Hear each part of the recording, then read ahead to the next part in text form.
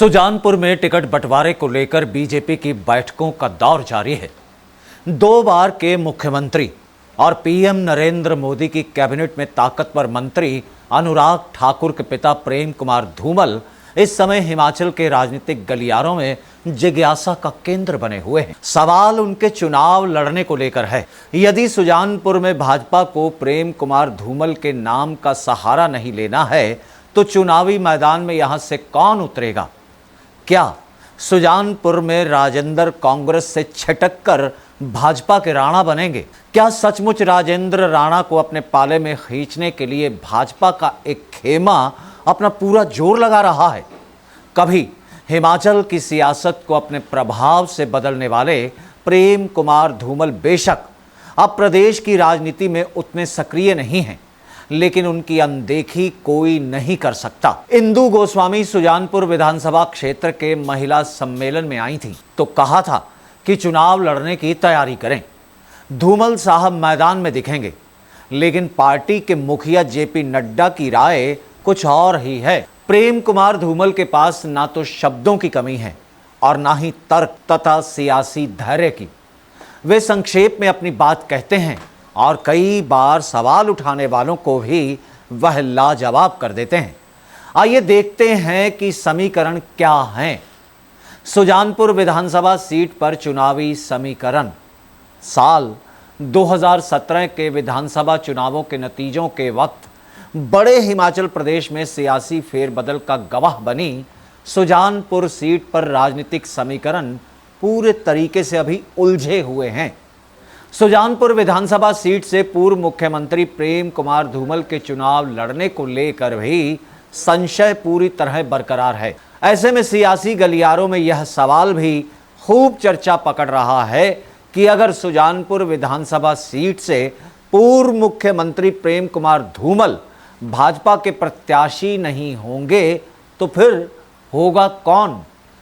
2 बार के मुख्यमंत्री रहे धूमल के चुनाव लड़ने के सवाल और इसका जवाब प्रदेश की राजनीति को प्रभावित करने वाला है। पूर्व मुख्यमंत्री प्रेम कुमार धूमल से तो चुनाव लड़ने को लेकर अक्सर सवाल पूछे जाते रहे हैं और उन्होंने बड़े सधे हुए राजनेता के नाते एक कर्मठ कार्यकर्ता होने का प्रमाण अपने जवाब के जरिए हमेशा दिया है।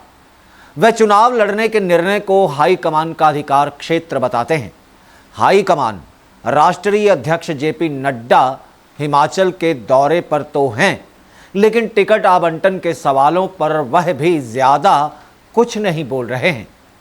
सुजानपुर सीट पर सस्पेंस लगातार बना हुआ है, लेकिन भाजपा के पास यहां पर धूमल के अलावा चुनावी दृष्टि से कोई विकल्प भी नहीं है।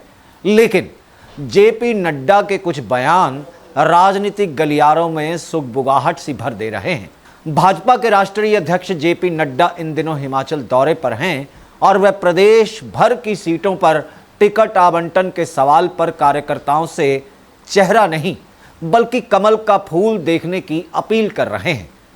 प्रदेश और हमीरपुर जिले की अन्य सीटों की बात पूरे तरीके से अलग है, लेकिन सुजानपुर विधानसभा क्षेत्र में भाजपा के लिए विकल्प एकमात्र धूमल ही हैं। यहां पर भाजपा में चुनावी दृष्टि से कोई भी चेहरा अभी तक उभर ही नहीं पाया है जो कांग्रेसी विधायक राजेंद्र राणा को टक्कर दे सके। ऐसे में यह कहना भी गलत ना होगा कि यहां पर बीजेपी के कार्यकर्ता क्या चेहरे की जगह कमल का फूल देख पाएंगे या फिर नहीं।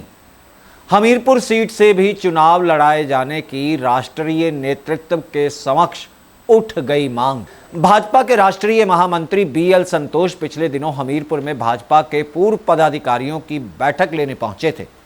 इस बैठक में पूर्व मुख्यमंत्री प्रेम कुमार धूमल को हमीरपुर सीट से चुनाव लड़ाए जाने की मांग भी हाईकमान के समक्ष रखी गई। हमीरपुर के भाजपाइयों की इस मांग पर दिल्ली में क्या विचार हुआ है, इसको लेकर अभी तक कोई संकेत सार्वजनिक नहीं किए गए हैं। राणा का नाम भी चर्चा में है। यहां कांग्रेस को डेंट नहीं कर पाई है बीजेपी। चुनावी बेला में प्रदेश भर में भाजपा ने कांग्रेस के नेताओं को तोड़कर अपने पाले में शामिल कर लिया। बड़े बड़े दिग्गजों को भाजपा में शामिल कर माहौल बनाने का प्रयास पार्टी के शीर्ष नेतृत्व ने किया, लेकिन हमीरपुर जिले में कांग्रेस को बीजेपी डेंट नहीं कर पाई। चर्चा यहां पर खूब है कि हिमाचल कांग्रेस कार्यकारी अध्यक्ष यहां भी भाजपा की नजर में हैं। हिमाचल कांग्रेस के 2 कार्यकारी अध्यक्ष भाजपा में शामिल हो चुके हैं। ऐसे में चर्चा यह भी है कि राजेंद्र राणा भी भाजपा की सूची में हैं। चर्चाओं के विपरीत राजेंद्र राणा एक नहीं बल्कि कई बार भाजपा में शामिल होने की संभावनाओं को नकार चुके हैं। बहरहाल सियासत यहां क्या रंग दिखाएगी, इस निष्कर्ष पर पहुंचना अभी तो बिल्कुल भी आसान नहीं है।